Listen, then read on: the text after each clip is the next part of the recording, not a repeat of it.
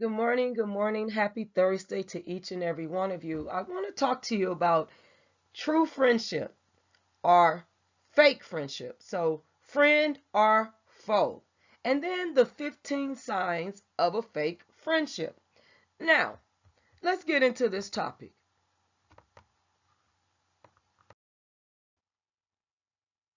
Now, true friendship. Friendships can be an enriching part of our lives. Friends offer help during challenging and difficult times. They provide a source of comfort and joy and support when we need them. They support us. And we understand that friendships, in that friendship, they will listen to us, they will not judge us. Now, they may correct us, but when they correct us, they do it in love. They show compassion, they respect boundaries, they respect your time, and they equally give back to the relationship. And they will comfort you when you need it. They celebrate your victories and mourn with you on your losses. Friendships should be and can be mutually beneficial, equally yoked, and healthy. True friends do not make excuses for their bad acts and behaviors, and they own up to their actions. They will be responsible and hold themselves accountable. But true friends will always find a way to help you.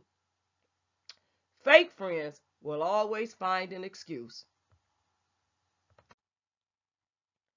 Let's talk about some fake friends, a fake friendship. A fake friend may leave you feeling emotionally exhausted, mentally exhausted, due to their inability to be genuine. They do not keep your interest in mind, your best interest. They exhibit a lack of respect for you, a lack of regard for your time, and they do not respect boundaries. They do not reciprocate mutual positivity and admiration for you. You may feel like you have to act or behave a certain way to avoid harsh criticism. You can't be yourself with them. These are people that do not have your best interest at heart. And when you experience these things, it is best to end the friendship. See, God wants you around excellent people. You might experience loneliness at first when you walk away and realize that they're not your friends. They don't have your best interests at hand or at heart. But God can help you with new friends that will respect you and love you for being you. And they love being around you for just being yourself. See, when you have good friends around you, there's a sense of mutual positivity and they reciprocate that admiration for you. But guess what? There are some fake friends out here and they don't reciprocate the same. And these type of people are unequally yoked with you. They're fake. They're not real. And soon you may realize that and have to walk away.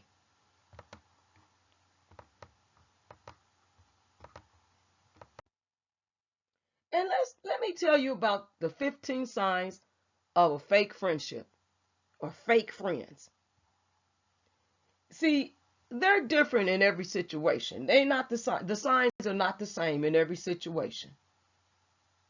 But you know what? Nevertheless, if you examine them closely, you will see some similar patterns, similar qualities, and similar characteristics. And you will also notice a lack of commitment on your friend's so-called friend's part.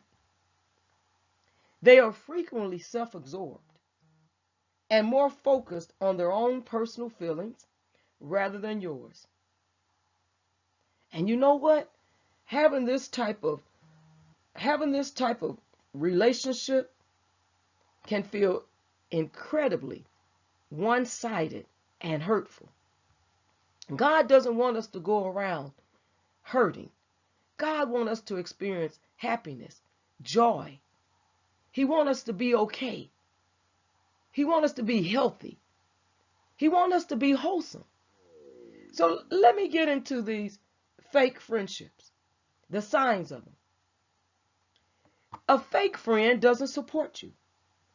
They're never available for when you need them, but they want you to be available when they need you, right?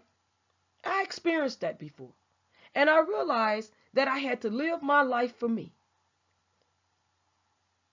And see, fake friends, when they don't support you, they're probably not fully vested in the relationship to begin with, right? They don't offer, emotional support. They cut you off and not listen to you. And they may even give you an unenthusiastic affirmation or comments that make you feel even more sad. But see, real friends will pay attention to your needs and provide encouragement. Another sign that they are a fake friend, they are overly competitive with you, always competing, no matter what it is, with clothes, hair, nails, makeup, shoes, cars, homes, food, restaurants, vacations, whatever it may be. They will always compete. And see, it's nothing wrong with competing on the track or the basketball court or the football field, right?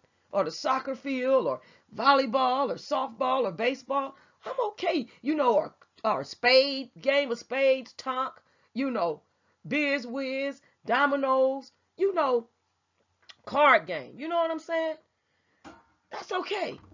Those are, genuine, normal type of competition. But when they start competing with you with every aspect of your life, even looks, and if you go to the gym, they try and outdo you and things like that, they're overly competitive. And see, friendships can sometimes include a healthy level of competition, like I just said. But however, you'll know when the limit of this has been met. In fake friendships, competition is not good-natured or fun. Rather, it comes from a place of jealousy or their need to feel better than others. And they might even start stealing from you if you invite them to your home because they see you got nice jewelry and certain things they want, nice watch, and they might all of a sudden things start disappearing. Or if you are making more money than them or you have more money than them, you'll start to see things disappear. They'll even try to make you feel guilty when you are blessed a little more than they are. Even if you're trying to encourage them to do better, they'll just complain. And they'll make you feel bad about yourself. Fake friends would often make backhanded compliments. Yeah, that looked good on you, but it looked better on me. When you get those shoes, I thought you didn't like those shoes. Why would you go buy something that you knew I really wanted? It looked better on me anyway. You ought to give it to me. They have these quiet judgments about you, looking at you up and down. And the look on their face isn't admiration. It's not positive. It's negative. It's an ugly look. It's almost like a demonic look. And then they have these disapproving looks in your direction, looking at you with disapproving looks, looking up and down, at you. And sometimes these behaviors are not outright or obvious. Sometimes they do it behind your back, stabbing you in your back. Sometimes a smile is just a frown upside down. And they can leave you feeling betrayed and hurt. Another sign is they turn others against you. A fake friend may act sweet and caring to your face, but gossip and spread rumors about you with others behind your back. And you may get a call from Shaniqua that says, girl, did you know that Chantella was talking about you and said this about you and that about you, and you've been messing with my man, and that you just been around the block with everybody's boyfriend and husband? See, this type of behavior is a form of relational aggression, and it is a distinct sign of a fake friendship. They show aggressions in the relationship. Microaggressions. That's why it's called relational aggressions. And then another sign is they always need attention. They try to steal attention from you, from the limelight. When people are complimenting you, they'll jump in front of you and say, but what about me? What about me? They'll push you out the way. Oh, she ain't all that. Look at what I'm wearing. Look at me. Look at me. And we all know someone who loves drama, right? And being the center of attention. They always want to be the center of attention. See, friendships like this, with a person like this, an individual like this, they may be conflictual, always in conflict some kind of way and trying to drag you in it. Even when you saying, no, leave that alone. Those are trivial matters. Stop, walk away. They steady be just pumping it up and trying to drag. Come on, girl. Come on, man. Trying to pump you up and pull you in it. And it's one-sided. And then they'll blame you. Well, if it wasn't for you, I wouldn't have did this and I wouldn't have acted like that. And they are manipulative. They are manipulative. Well, if you was really my friend, you'll go with me. You'll stand, with me. You'll protect me.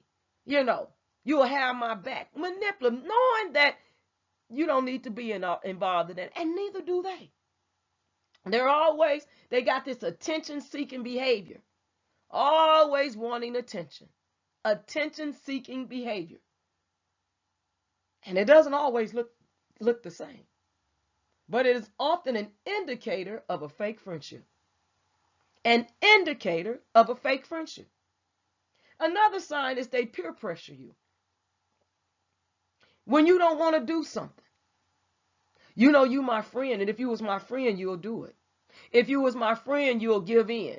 If you was my friend, you will go along with it. If you were my friend, you'll let me borrow that money. If you were my friend, you'll let me have that jacket you just bought.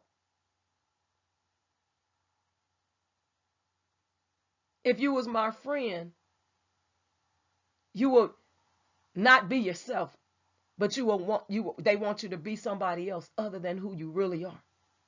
See, when a friend attempts to encourage or convince you to behave in a way that is not characteristic of you, this is known as peer pressure.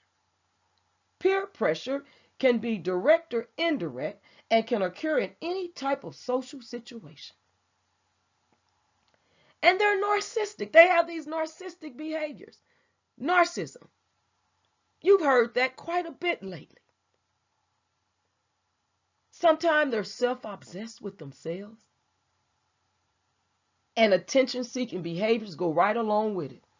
And it can be indicative of an underlying narcissistic personality disorder, NPD. Friendships with a narcissistic can feel superficial, not real, as your friend may act moody, hold grudges, be hypersensitive to criticism, or crave constant attention. They may all of a sudden be real nice one minute and moody the next. And you don't know what's going on. They become angry, demonic, evil. And you don't know why. And they can be self-obsessed, as I said. And sometimes become self-obsessed with you. And you be like, dude, stop. Girl, stop. What's up? And then they're jealous of you. Another sign is they're jealous of you. See, jealousy or envy in a friendship may stem from feelings of insecurity. They are insecure.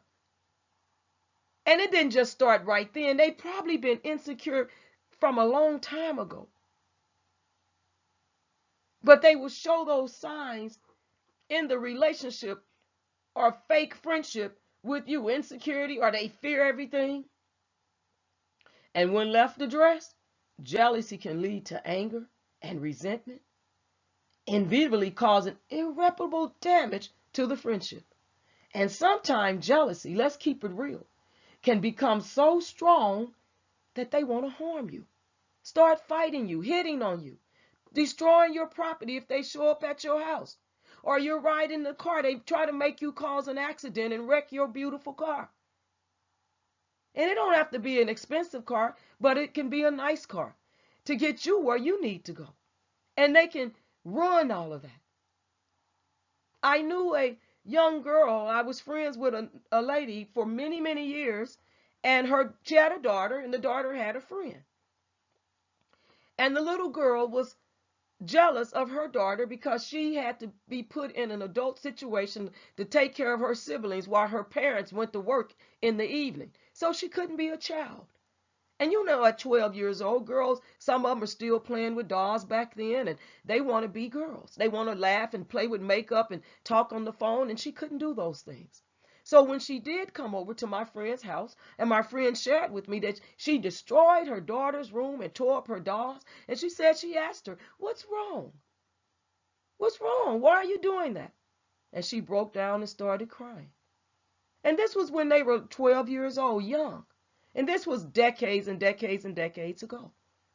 And she said, "Because I don't have the things that your daughter has.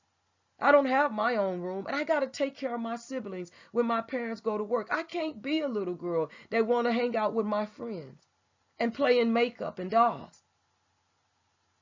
And so sometime if you get it earlier and catch it, you can help them. But when young children feel resentful because of things that their parents are provoking them, because you know we're not supposed to provoke our children. And so there could be some signs that started a long time ago when it comes to jealousy in a friendship. And another sign is they emotionally dump on you. They emotionally dump on you. See, emotional dumping is a toxic form of venting that occurs when a person continues to share their thoughts, constantly sharing their thoughts. And sometimes we need to keep our thoughts to ourselves, right? Because those thoughts can be harmful, those invasive and intrusive thoughts that start to come.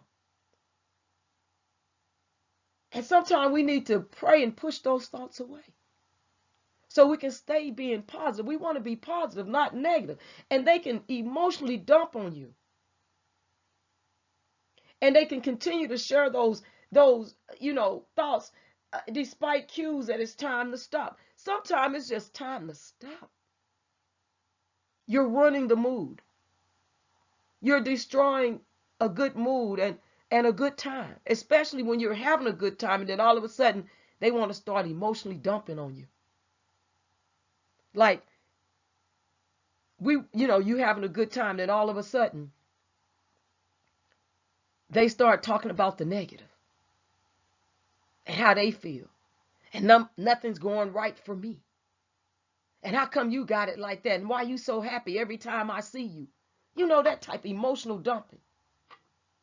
And when you find yourself constantly listening to someone behave in this way, I'm sure you're going to grow frustrated and discouraged. I had a friend like that I genuinely liked. But she was always emotional dumping on what was going on in her relationship with her husband. And it can become frustrating because you might be the one that's going to try to encourage them to think positive, encourage them to live their life and be happy, maybe even take a break. Go to counseling, therapy. They didn't want to do that. They just wanted to keep dumping. And you know what? I had to walk away from that because God had me on another path. Going back to school, getting in the ministry, getting more involved in my church, even more than what I already was. And I had to walk away from that type of toxic type of relationship. And sometimes we got to walk away. We got to be strong and walk away, know our options. And sometimes we might feel lonely, but we'll make new friends. God will place us around new friends. We just got to listen to the signs, right? And the Spirit of God speaking to us. And then another sign is they're energy vampires. Ooh, they'll bite on you. A vampire likes to bite on you and bite your blood. Blood pumps in your veins, And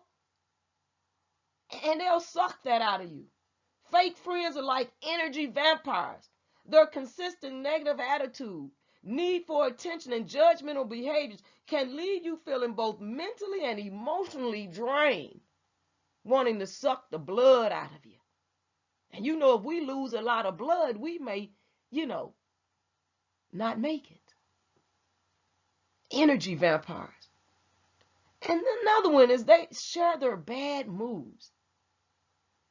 They in a bad mood and they want everybody, you and everybody else around them, to be in a bad mood. You know, just like when you go to work and there's this coworker that's toxic and they always in a bad mood and they want everybody else to be in that bad mood. And you know that sign, that statement, misery loves company.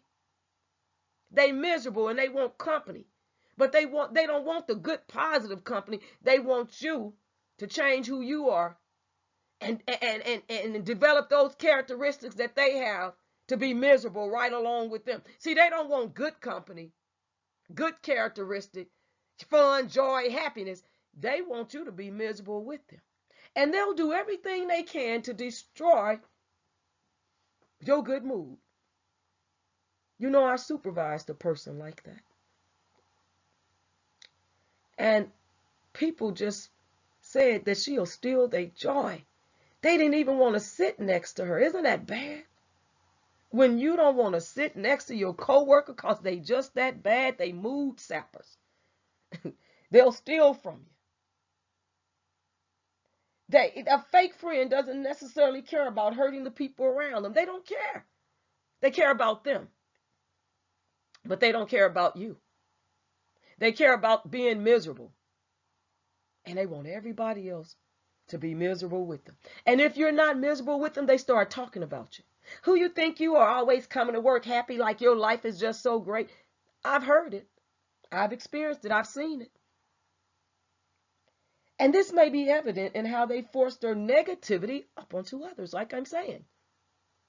For example, they may show up to a party in a bad mood and take any opportunity to infect other guests with their toxicity. They'll go around the room or they'll go around the workplace. And if they can't get a reaction out of you, a negative one, they'll go to another department because we share the office and they'll go in there and talk about it. And they'll eventually, hey, find somebody else they want to listen that's in a bad mood right along with them. And you'll see the other people that's in a good mood.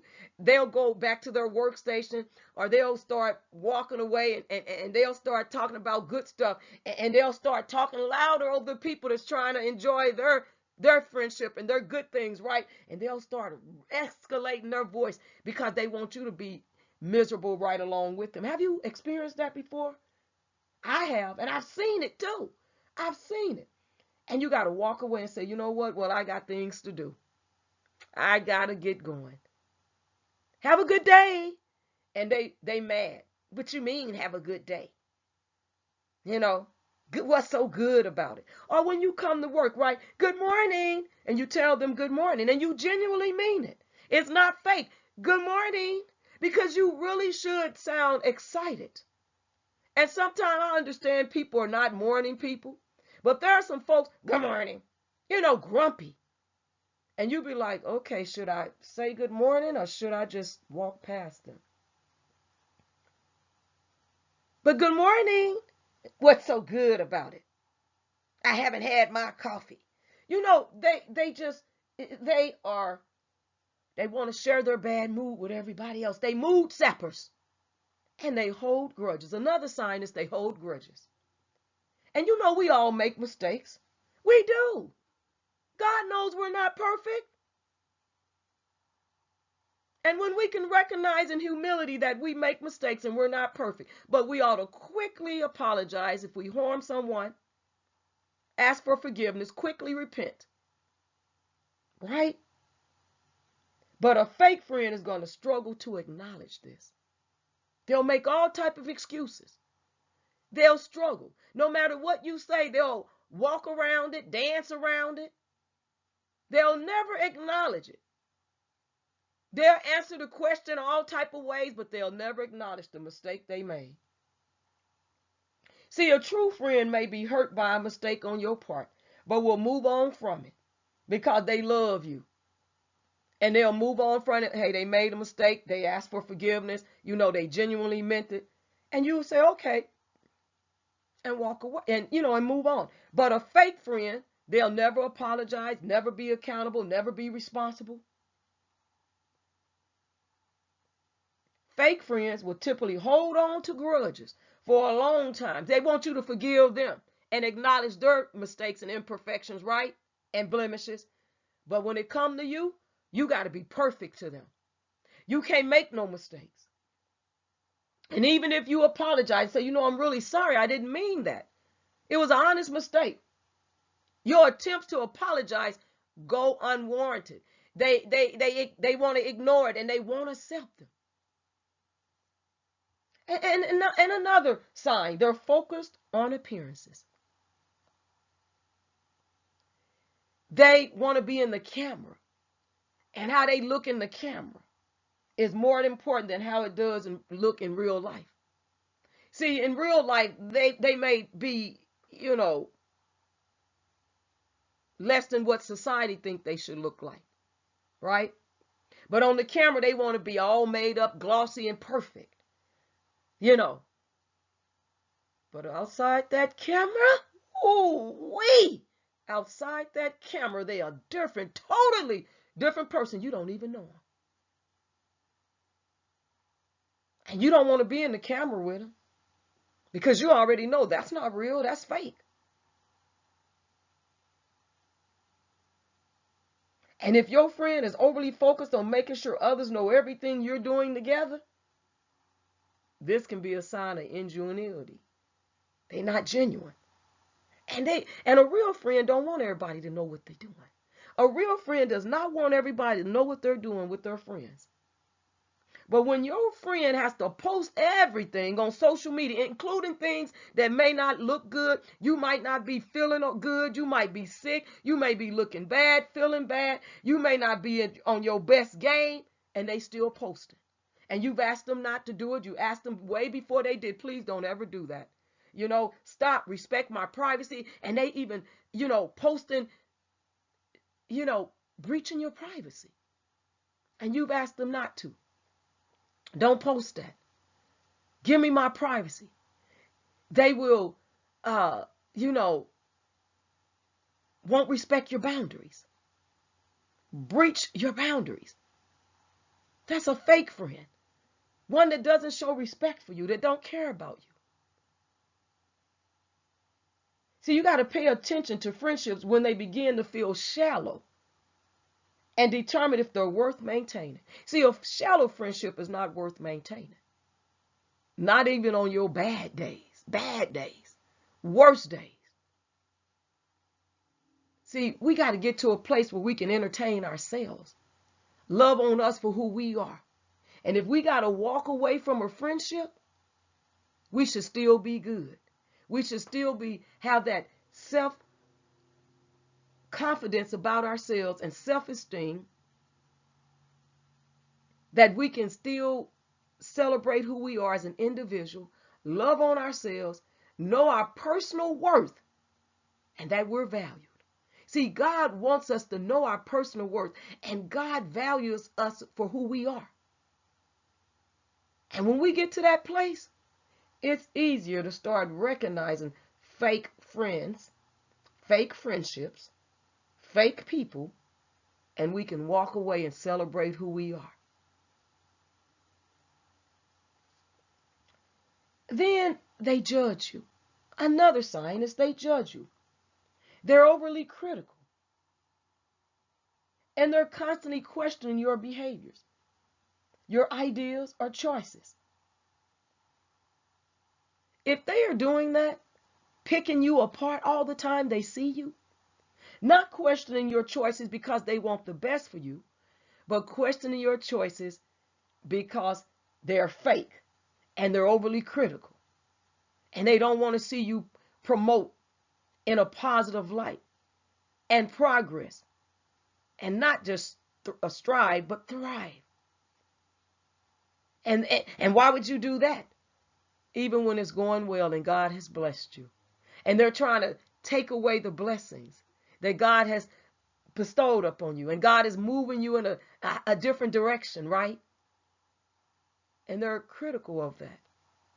And you got to know when they're critical of the things that God is doing in your life, you got to walk away. Sometimes we outgrow friendship and we got to recognize you can't take everybody with you. When God is elevating you and moving you, you cannot take everyone with you. And when they're not willing to level up themselves, and they're not willing to see the good and how to level up and move forward in positivity, you got to walk away. I've seen many people lose out because they were willing to give up everything to try to help this fake friend that really wasn't a friend to them. See, there are some disagreements and some disputable issues. We realize that. And there will be trivial matters that may not be avoidable in any relationship. But an obscene amount is never a good sign. Never a good sign. And you got to know when to walk away, know when to fold them, know when to hold them, and know when to walk away. And then our last sign, unless you can think of some more, the 15th sign, they only reach out when they need you. They only reach out when they need you. You met some of those type of people. Even family members are like that. They don't call you until they want something. They don't call you until they need you. We as parents, I have one child, but there are some parents that can share their story with you. That they have some children like that. They won't call. They won't come and visit, and even some grandchildren and nieces and nephews like that. Relatives, they won't call, they won't come and visit you. They won't help you when you might need them. You might be sick, they won't even bring you a loaf of bread or a piece of bread or a cup of soup. Let's keep it real, people. They won't even bring you a glass of orange juice or hot tea or coffee if you drink it, or even some hot chocolate. They won't even take you out for a meal when you need them. But when they need you, they want you desperately right there. It's an emergency. They want you there before you call 911. They want you right there. I'm keeping it real, people. I'm keeping it real. And they'll be mad if you can't be there for them. And then they'll expect you to give up your priorities to be there for them, to come running. Running, walking, power walking, however you get there. Even if you're in a wheelchair and dealing with some illnesses of your own, and this is no cap on no one, I'm just saying, they still will take from you. Even when you're down and out and sick, they'll take from you. You may be on your sick bed and they still stealing. You may be going through a serious illness and they still want you to get up out your bed and come running. They'll come to the hospital begging. They'll go to your sick bed begging. These are some folks that only reach out when they need you.